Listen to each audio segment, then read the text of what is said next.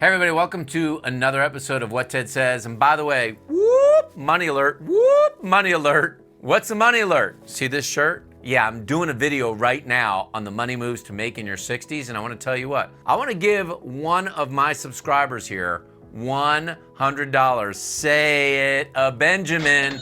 How do you get it? You've got to tell me what other video on What Ted Says I'm wearing this shirt. If you can do it, you got to send a message to me and I will get you that $100, one winner. So what could be the single biggest financial decision in your 60s? Could it be determining what age to take Social Security? Yet most people spend more time, I find, planning their first vacation in retirement than they do figuring out what age to take this lifetime income, and it's important. There's also one big financial move you must investigate to protect your assets that could crush, and it has, 1 out of 3 families in America. So what are the best money moves for you to make in your 60s? I'm gonna tell you right now in this episode of What Ted Says. So the first thing and the number one move that you should make is to consolidate. You know, I used to tell a lot of my clients that when you babysit kids, it's difficult. We all know that. But think about this. If you had to take a babysitting job and they told you you were going to babysit 3 kids and 3 kids were going to be in 3 different backyards, how much harder would your job be than to babysit all of the kids in one backyard? So the same is true with IRAs, 401ks, and 403bs. If you had them at 3 different institutions, you could probably manage it, but it's so much better to get all those kids, all those IRAs, into one backyard. You know, and what I mean by that is it's a lot easier to keep track of your statements, your balances, your logins, if everything is one place, or whether you do this in your employer's 401k or you all get it into an IRA. It just depends on what your plan allows, because with the IRAs comes something important soon called required minimum distributions, or something called RMD withdrawals that you'll have to start taking now at the age of 72. And if you miss an RMD, by the way, boom, you're gonna get hit with big penalties to the excess of 50%. So it can be good to have fewer accounts and RMDs to keep track of your overall IRAs, and this is the best way to make that RMD. You might also be able to get a broader investment selection if you're in an IRA account, depending upon all of your current accounts. The asset allocation, the mix of stocks, bonds, etc. in your investment portfolio is going to be super important, because when someone's retirement is a long way off, they'll typically take more risk in investing, which typically means there'll be more equity in your portfolio. The second tip in here is to do a practice run. Chug, chug, chug, chug, chug, and to get that budget set up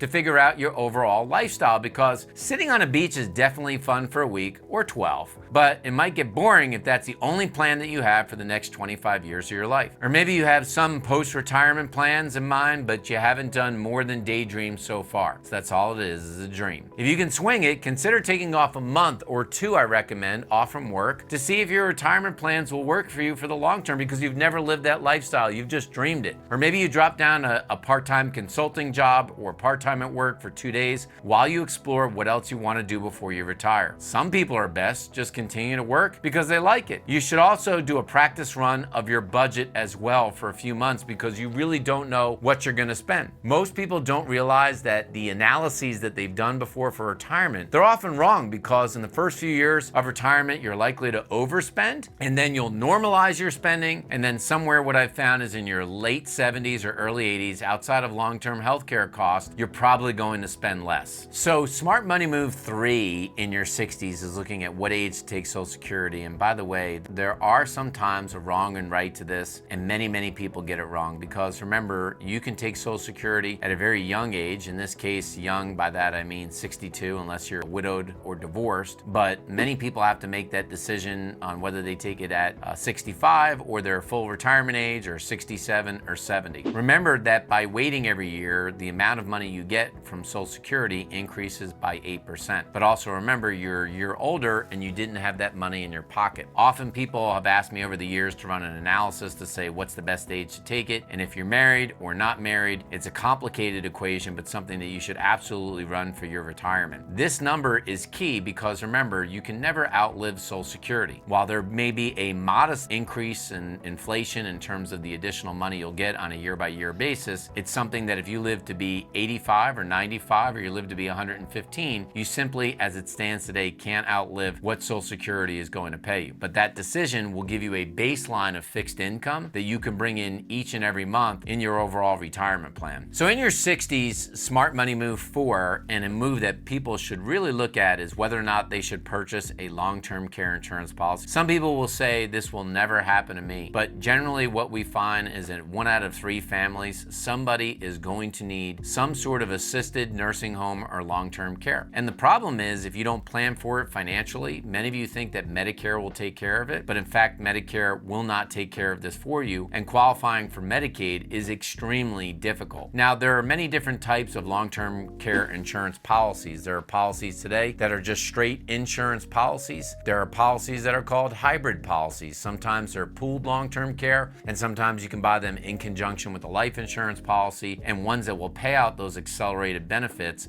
if in fact you have to go into a long-term care facility. Consider this, even something like a regular long-term care nursing home, full-time if you had to go into a home today in 2021 is roughly $110,000. It's projected by 2025 that will be $141,000, and by 2030 it will be $184,000. Think about how colossally devastating that could be to your overall financial plan. So I tell people that you've got to make a decision at this point. One thing you can do is certainly ignore the risk and say, if it happens, it happens. I don't think I'm going to get it. You can accept the risk and say, I'm going to try to self-insure and use my current assets, or you can transfer the risk to a third party. But a smart money move to make, at least here in your 60s, is to do this analysis and figure out, do I need long-term care insurance? And the 5th smart money move that you should make here in your 60s is to start to decipher what your overall legacy and estate plan is going to be. Look, nobody wants to think about the gloom and doom. We just don't want to think that's going to happen. But it will inevitably, as we say, the only 2 things that happen in life are death and taxes. So the question is, when death happens, what do you want to see happen to your assets? Is it all going to go to your spouse, or some to your spouse and some to your kids? Are you going to want to set something up charitably? That is, if you have a will, because remember, if you don't have one,